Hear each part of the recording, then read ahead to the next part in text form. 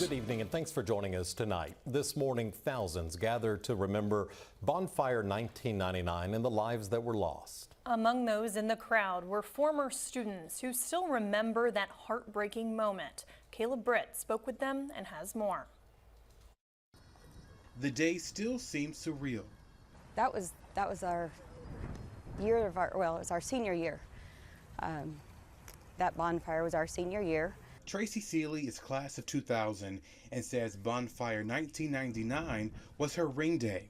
The way the campus changed that day, it was, you won't ever forget it. The phone calls in the middle of the night, making sure your parents knew you were okay, making sure your friends knew you were okay, worried about the friends you didn't know about. Christy Moran is class of 96 and remembers the call she got at work. Heard the news that morning and just couldn't believe, you know, I grew up coming to Bonfire, and so to hear that that had happened, so many people involved, it's such a tradition, and the fact that we were not going to get to have Bonfire that year, and that it fell and that lives were taken, it was devastating. Those emotions are still heavy today.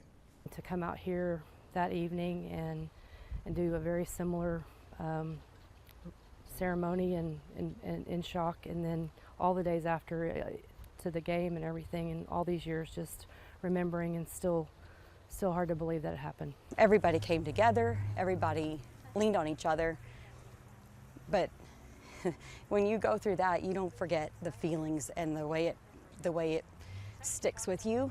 Tracy and Christy hope current students never forget this morning and the spirit of Aggieland.